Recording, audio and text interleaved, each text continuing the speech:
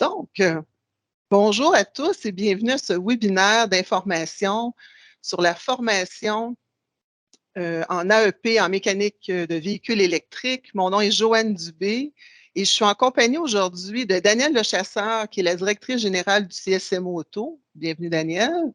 Et également de deux partenaires qui sont impliqués dans le projet, dont Patrick Leduc de la Fédération des centres de services scolaires. Bienvenue, Patrick. Et également Ghislain Roy, qui est enseignant et formateur au CIMEC. Bienvenue, Ghislain. Donc, qui est particulièrement impliqué là, dans la conception du matériel pédagogique là, au projet.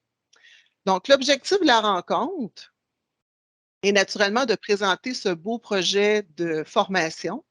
Je sais qu'il y a des gens là, qui s'ajoutent, donc on va quand même continuer parce qu'on a peu de temps. Donc, vous pourrez réécouter la rediffusion là, si tel est le cas. Donc, je vous présente l'ordre du jour. Donc, j'ai demandé à Daniel de faire une petite mise en contexte là, du projet. On va vous présenter aussi qui est impliqué dans le projet, qui sont nos partenaires. On va vous présenter, bien entendu, la formation. On trouvait ça important de le faire, puis je pense que c'est le but de la présentation. Vous présenter aussi l'expertise qui est développée puis qui est mise à profit pour ce projet-là. Tous les bénéfices de suivre cette formation-là, autant pour vous que pour l'industrie et les travailleurs. Puis, on va vous parler aussi de l'inscription. À la toute fin, on aura une courte période de questions. Donc, on vous demanderait de garder vos questions pour la fin et de les ajouter, là, peut-être de les inscrire dans la zone de clavardage. Je suis accompagnée aussi de ma collègue Geneviève Etier aux communications et à la fin, elle fera la lecture là, des questions, donc s'il y a lieu. Donc, c'est ce qu'on vous propose comme programme aujourd'hui. Donc, sans plus tarder, je demanderai à Danielle Lechasseur de nous présenter, là, de nous faire une petite mise en contexte, Danielle, là, de l'origine un petit peu du projet, puis le pourquoi on travaille sur ce projet-là. Bien, merci, Joanne. Alors, bonjour tout le monde. Merci de participer aujourd'hui à cette présentation. Comme vous le savez, le gouvernement du Québec a mis une cible cette année pour 2035 pour qu'on puisse passer des véhicules à essence aux véhicules électriques. Donc, cette volonté-là du gouvernement est venue quand même mettre une pression là, sur l'industrie pour qu'on puisse se conformer rapidement à cet enjeu-là. Comme vous le savez, le parc automobile, présentement, au niveau des véhicules électriques, est peut-être pas encore élevé. On compte environ 133 000 véhicules, mais on voit que plus les années passent, plus les années s'en viennent, plus il va y avoir une progression. Donc, en 2026, là, on parle d'à peu près 600 000 autos, puis en 2030, on passerait dans 1,5 million. Donc, c'est énormément de véhicules qui devraient s'ajouter sur nos routes. Donc, 2035, c'est bientôt. C'est dans à peine 13 ans. Donc, on a quand même un enjeu là, de se préparer pour être prêt à faire cette transition-là, autant du côté des entreprises que du côté de toutes les organisations là, qui travaillent en collaboration autour de la formation au niveau des véhicules électriques. Donc, on aura un enjeu de développer des compétences, bien sûr, embaucher, former, dans une industrie qui est en changement déjà sur le plan, entre autres, technologique et aussi avec les enjeux de pénurie de main-d'œuvre. Donc, on a voulu, au comité sectoriel, donner notre coup de pouce aussi, évidemment. C'est super important. Et, évidemment, on va tout mettre l'épaule à la roue là, pour arriver à mobiliser puis arriver à la cible qu'il faut. Dans le fond, ce qu'on voit présentement, c'est qu'il y a des régions où il y a plus de véhicules. Là. On a mis un petit tableau là, qui vous donne une idée là, de la représentation régionale. Évidemment, ce n'est pas encore partout au Québec, mais bon, avec le nombre qui va arriver dans les prochaines années, ça va être partout, ça va toucher toutes les régions. Donc, on a une volonté ferme d'aider et de soutenir l'ensemble de l'industrie partout au Québec, mais aussi de soutenir les centres de formation professionnelle, avec qui on doit collaborer. Je pense que c'est vraiment, avec les enjeux qu'on doit rencontrer, c'est vraiment le rapprochement école-industrie qui sera plus important que jamais. Donc, on a une dizaine de centres de formation là, qui sont mobilisés présentement dans le projet d'AEP qui va vous être présenté, mais évidemment, au cours des prochaines années, on va augmenter ce nombre-là et on va développer aussi l'expertise. Donc, c'est un projet qui doit être en synergie avec l'industrie puis avec les entreprises, les centres de formation. C'est un projet qui avait déjà été pensé dès qu'on a, vous savez qu'il y a un programme qui s'appelle Compétences VE, qui est en formation continue pour le secteur. Et dès qu'on a eu une table de concertation qui a commencé à parler de formation véhicule électrique, il y avait été question de faire cet AEP-là. Donc, c'est pour cette raison-là que le comité sectoriel, là, on l'a mis de l'avant.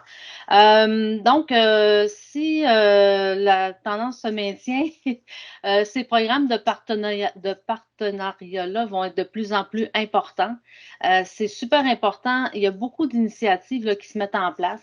C'est super important qu'on continue de travailler en collaboration entre les différents organismes puis partenaires qui développent des programmes. Je pense que la synergie de tout le monde puis l'importance de collaborer va faire en sorte qu'on va arriver à atteindre cette cible-là. Ça prend une cohérence dans les actions qui sont mises de l'avant. Il faut que ces actions-là, on soit capable de les mettre en place tout le monde ensemble. Pour terminer, je vous dirais que quand on met en place un AEP, c'est super important de travailler en collaboration avec les entreprises parce que les entreprises ont un gros rôle à jouer aussi en formation. De plus en plus, on va faire de la formation d'entreprise. C'est la tendance dans tous les secteurs d'ailleurs. Et pour pouvoir y arriver, bien évidemment, ça vous prend du soutien, ça vous prend de l'aide, on va parler tantôt d'aide financière, mais ça prend tout un réseau aussi qui vous accompagne là-dedans. Puis vous avez la chance dans le programme qu'on a mis en place d'avoir toute une équipe solide pour vous accompagner tout le long, vous soutenir, que ce soit par les centres de formation professionnelle, nous au CSMO, ou les différents partenaires avec qui on travaille. Donc, tu sais, c'est un projet qui, suite à cette présentation-là, vous aurez peut-être des questions, mais je vous invite vraiment à nous solliciter parce que c'est un beau projet. Ça va vous aider à recruter, à former en entreprise, puis d'avoir de la main-d'œuvre pour les années qui viennent. Alors, sans plus tarder, je redonne la parole à Joanne et je vous souhaite une belle présentation. Merci. Merci beaucoup, Daniel, pour cette belle mise en contexte. Donc, si on poursuit, on tient aussi à remercier, puis je pense, Daniel, tu en as fait mention, on tient à remercier la CPMT parce que c'est une subvention quand même importante de 3 millions qu'on a reçue de la CPMT pour former 100 travailleurs de l'industrie. Donc, c'est un projet qui va durer 3 ans. Et on travaille en partenariat avec la Fédération des centres de services scolaires et le CEMEC qui développe tout le matériel pédagogique et aussi tous les centres de formation professionnelle, les 10 centres. Donc, c'était vraiment un très, très beau projet, un gros projet. Donc, c'est ça pour cette diapo-là. On voulait aussi vous présenter nos partenaires. Donc, il y a beaucoup de partenaires qui sont impliqués dans le projet, autant au niveau du comité de suivi. Donc, chaque projet que le CSMO mène, il y a un comité de suivi qui est mis sur pied. Donc, c'est nos partenaires du comité de suivi. Donc, on est très contents de les avoir pour nous aider justement à déployer ce projet-là, quand même de grande envergure. Donc, Daniel en a parlé, j'en ai parlé un petit peu. On a 10 centres de formation qui vont participer à la diffusion de la formation. Puis à cet effet-là, j'ai demandé à Patrick Leduc de la Fédération des centres de services scolaires de parler un petit peu de ces centres-là, puis parler aussi du programme de formation. Fait que je te laisserai la parole, Patrick. Oui, bonjour à tous.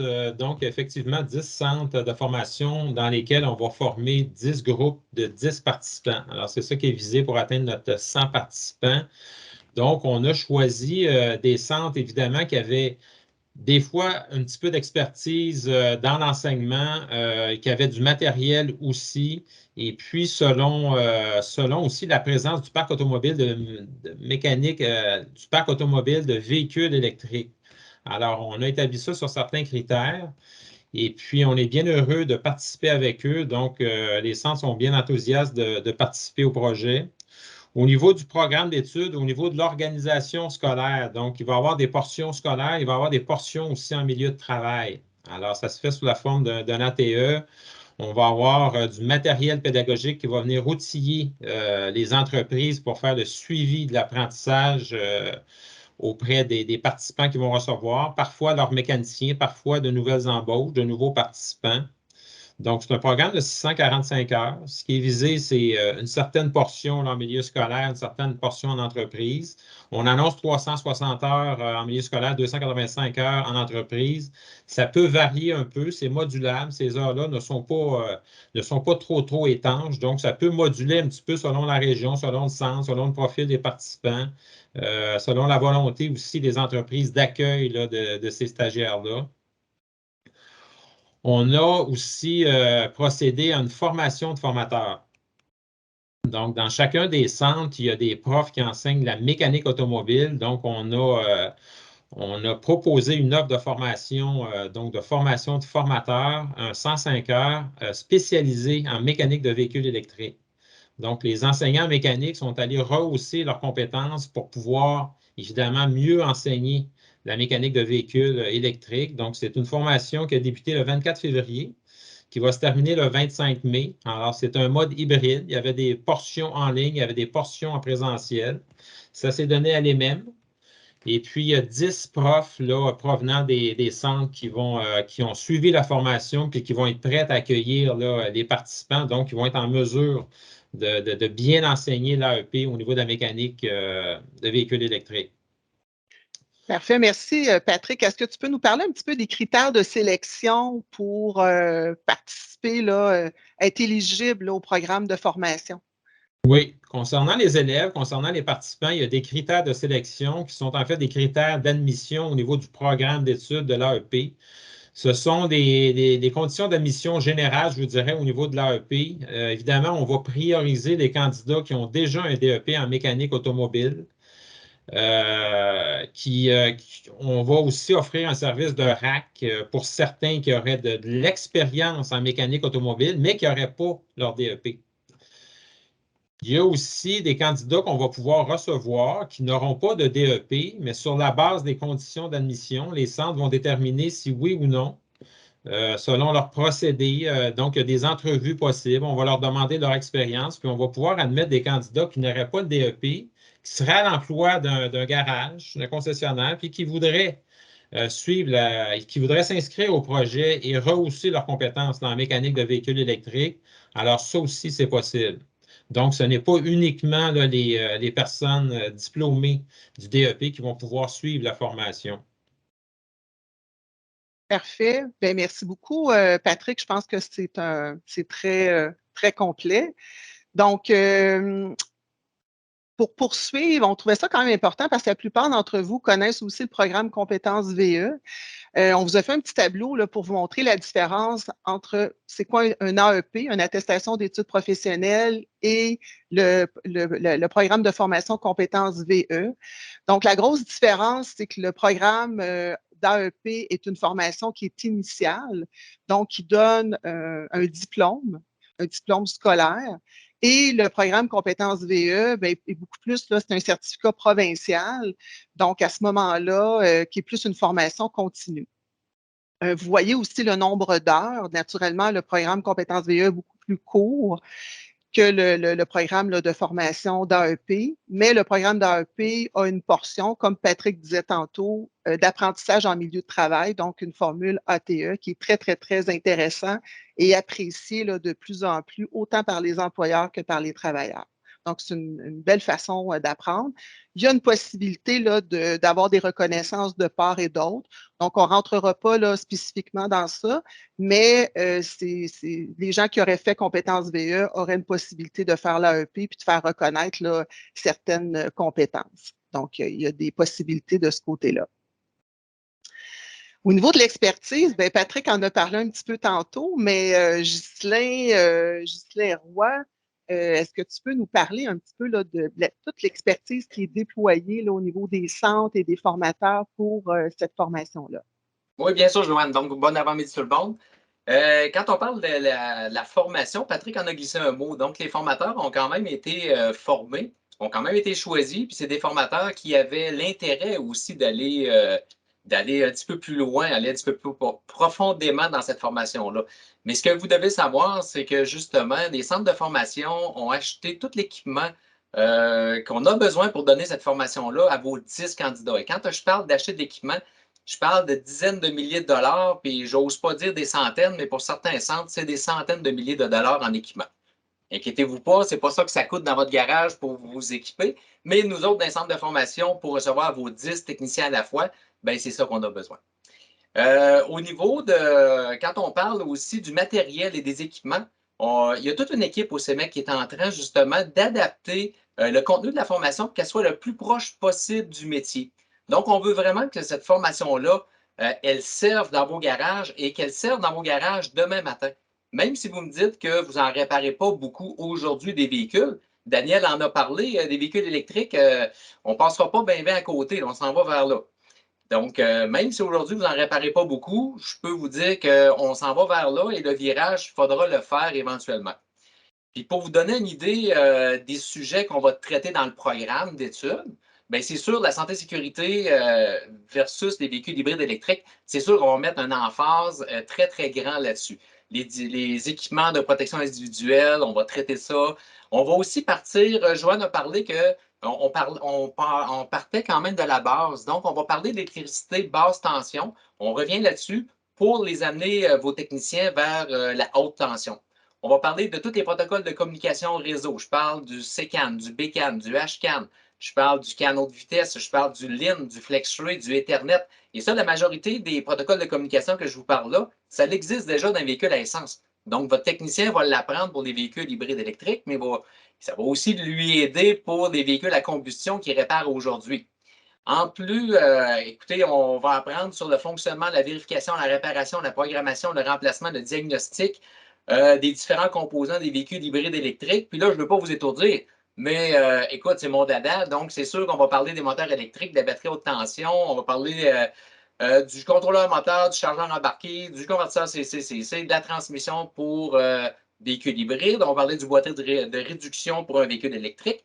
Tous les systèmes ADAS. Donc, les systèmes ADAS font partie de cette formation-là, mais ça existe déjà, ces véhicules à combustion. On parle des capteurs ultrasons, on parle des radars de courte portée, de moyenne portée, de longue portée. On parle des lidars, on parle des caméras. Oui, on va montrer comment ajuster les caméras. GPS, puis on va passer au travers de ça tous les systèmes de thermopompe, système de frein à régénération, système haute tension, système de charge, système thermique. Écoute, c'est tellement une belle opportunité à offrir à vos techniciens, Joanne, que je pense que je change de métier, puis je reviens technicien pour suivre cette formation-là. Donc, je te laisse avec le reste parce que sinon, je change de métier.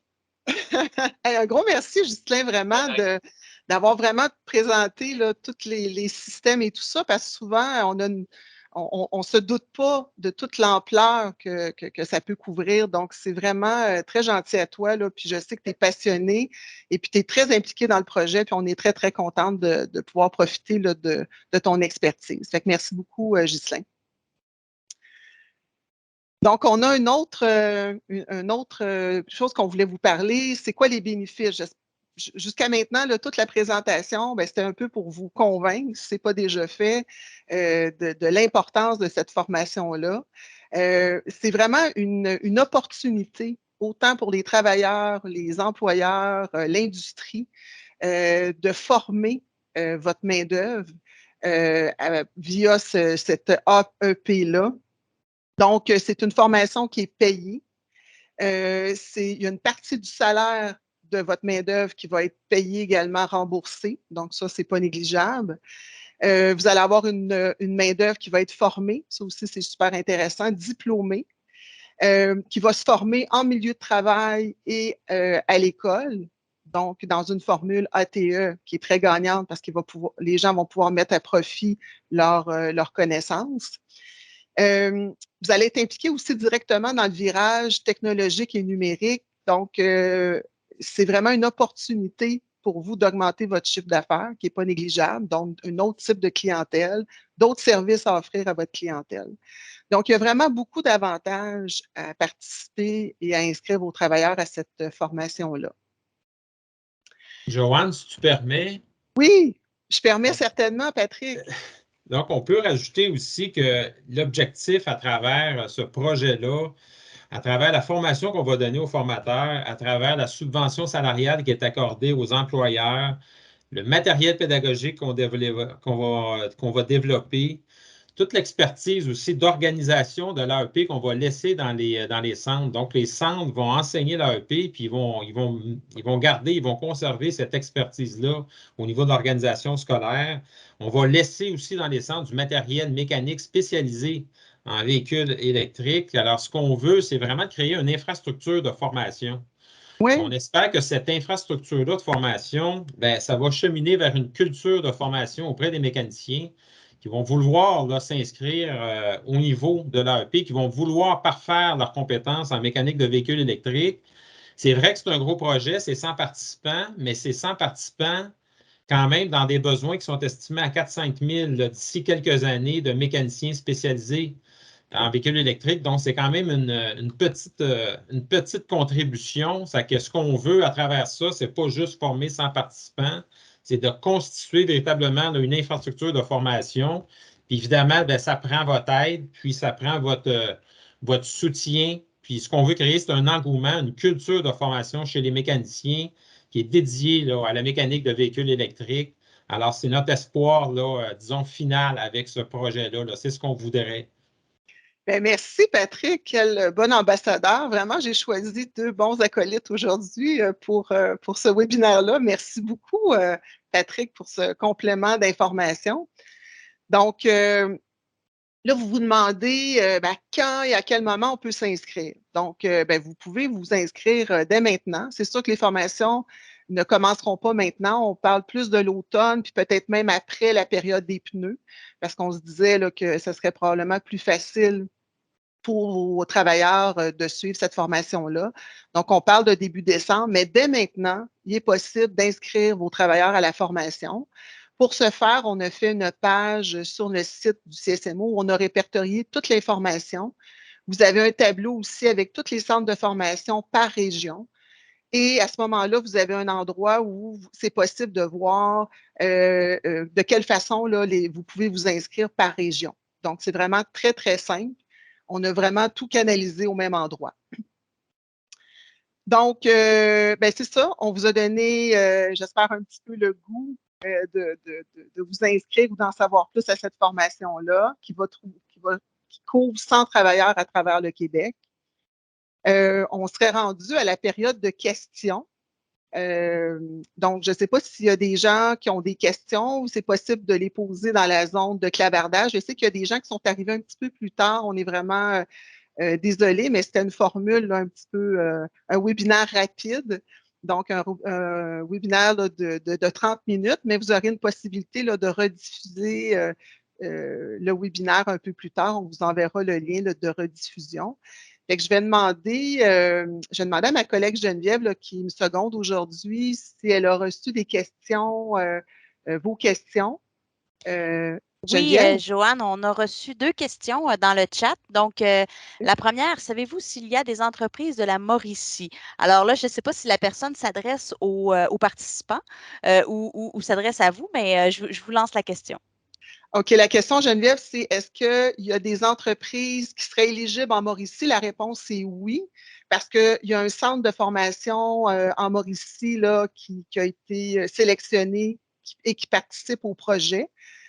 Donc, oui, des entreprises de la Mauricie pourront s'inscrire et participer au projet. Je ne sais pas si ça répond, là, mais la réponse est oui. Parfait. On a une autre question. La question est, le technicien sera en classe combien d'heures, jours, semaines? Quel serait l'horaire, études, travail? Parfait. Écoute, je laisserai peut-être Ghislain répondre à cette question-là. Ghislain? Oui, bien, qu'est-ce qui arrive, c'est qu'on a plusieurs scénarios de possibles. Étant donné qu'il y a 10 centres de formation qui vont donner cette formation-là, on pourrait très bien avoir 10 scénarios différents. Mais pour vous donner une idée, qu'est-ce qu'on propose? C'est genre un 2 jours semaine, pas le lundi, pas le vendredi, mais un genre de 2 jours semaine en entreprise. Donc, les mardi, mercredi en entreprise. Et le reste de la semaine, il viendrait en classe, à l'école, au centre de formation, se faire former. Donc, il serait comme 3 jours au centre de formation, 2 jours en entreprise, pendant environ 16-17 semaines. Puis, idéalement, comme Joanne l'a dit, on va essayer de sélectionner plus des mois qui sont calmes, là, janvier, février, mars, avril, avant les pneus, ça pourrait être vraiment intéressant. C'est sûr qu'on n'ira pas mettre ça en plein mois de changement de pneus ou présentement où est-ce que c'est encore les pneus et les airs climatisés qui commencent parce qu'il fait chaud, etc. Donc, on va essayer de sélectionner des parties, sachant très bien que j'ai des centres de formation qui vont peut-être y aller de façon différente. Donc, avec un 3 semaines temps plein à l'école et après, vont revenir une semaine complète d'entreprise. Donc, ça va être très malléable. Puis, Patrick, elle l'a nommé tantôt, ça peut aussi être modulable selon des candidats. Ce que je veux dire, c'est qu'on peut arriver, exemple, dans un module où est-ce qu'il faut descendre une batterie haute tension sur un véhicule. Ça donne qu'à votre atelier, vous n'en avez pas à faire. Bien, à ce moment-là, on va garder votre technicien à l'atelier, nous autres au centre de formation, pour faire cette activité-là que vous n'avez pas à faire. Mais la réponse rapide, c'est très variable. Parfait. Bien, merci, Ghislain. Moi, je pourrais rajouter, Joanne, là-dessus. Oui, Patrick. Je peux juste dire, parce qu'il y a plusieurs entreprises, il y a plusieurs garages qui sont à l'écoute, c'est qu'on n'imposera pas non plus des apprentissages dans les garages. Donc, on va se moduler un petit peu aux tâches qui sont faites dans le garage. Puis, ce qui n'est pas fait dans le garage, dans l'atelier, bien, on va y souscrire là, à l'intérieur au niveau de la portion scolaire. Donc, c'est important là, que le programme d'études, il n'y aura pas d'imposition au niveau des ateliers. Là. Ils vont faire ce qu'ils ont à faire dans le garage, puis lorsqu'ils vont revenir en classe, bien, on va venir couvrir ce qui n'a pas été vu là, au niveau d'atelier. Parfait. Fait qu'il y a de la flexibilité. Donc, c'est ça qui est important à retenir. Et justement, ce programme-là comment je pourrais dire ça? Donc, en tout cas, je pense que vous avez bien répondu. Tu as bien répondu, là, Patrick, à la question. Est-ce qu'il y a d'autres questions, Geneviève? On n'a pas d'autres questions dans le chat, non. Parfait. Donc, je vais m'adresser à mes acolytes. Je pense que vous avez quand même bien complété, mais est-ce qu'il y avait des choses? Il nous reste encore quelques petites minutes. Daniel, Ghislain, est-ce que vous avez des choses que vous voudriez ajouter, bonifier à la présentation d'aujourd'hui? Bien, nous, on avait une question. On voudrait demander aux ateliers, aux propriétaires, aux employeurs, est-ce que ce programme-là, est-ce que ça va susciter l'engouement chez les mécaniciens? Est-ce que vos employés vont vouloir s'inscrire à la formation? Puis, est-ce que ces paramètres-là vont être suffisants pour stimuler l'inscription à l'AEP? OK. Je ne sais pas s'il y en a qui peuvent répondre là, ou commenter. OK. Bien, en tout cas, on va voir dans la zone de clavardage s'il y a des gens, effectivement, là, qui souhaitent répondre. Mais moi, je présume que oui. Je pense que ce projet-là va susciter l'engouement. On espère, mais je suis pas mal convaincue avec toutes les ressources qui sont déployées. Ce que je dois vous dire, c'est que c'est une première aujourd'hui là, pour vous expliquer, présenter le projet. On le fait de façon très succincte. C'est sûr qu'il va y avoir d'autres communications là, dans les prochaines semaines, les prochains mois. Comme Daniel disait tantôt, si jamais vous avez d'autres questions, d'autres commentaires, d'autres suggestions, on est là pour l'industrie, on est là pour vous. Donc, n'hésitez pas à nous faire part là, de vos commentaires. Joanne, peut-être juste dire une chose de mon côté. Vous savez, présentement, on travaille beaucoup avec le gouvernement là, à nommer les besoins de l'industrie, puis tous les besoins qu'on a en formation. L'AEP en fait partie. Vous connaissez le programme Compétences VE, mais ça ne s'arrêtera pas là. Donc, plus on fait du succès avec nos projets, plus on va avoir du soutien et de l'aide aussi du gouvernement pour en faire d'autres. Avec l'enjeu de main-d'œuvre qu'on a, avec les milliers de travailleurs à former, je pense que l'industrie doit être au rendez-vous, mais comme c'est une première, on peut comprendre que c'est peut-être pas clair tout de suite comme ça d'entrée de jeu, mais je vous rappelle aussi de nous contacter, de nous nommer vos enjeux, vos besoins, puis on va tout faire pour vous aider et vous accompagner là-dedans. Là. On est très au courant et sensible au fait que ça ne s'est pas fait encore, donc c'est une première, mais ça ne sera pas une dernière. Donc, aidez-nous à améliorer à mesure le processus puis notre fonctionnement là, dans ce genre de projet-là. Merci. Parfait. Bien, merci, Daniel. Donc, en terminant, merci à vous tous pour votre intérêt à ce beau projet. Merci, Ghislain. Merci, Patrick. Merci, Daniel. Donc, on est très content de vous avoir présenté ce projet-là aujourd'hui. Puis, en terminant, je vous laisserai peut-être juste avec une petite phrase là, qui est très intéressante, qui dit que dans le fond, l'électromobilité est plus que l'avenir, c'est le présent en évolution. Sur ce, à bientôt.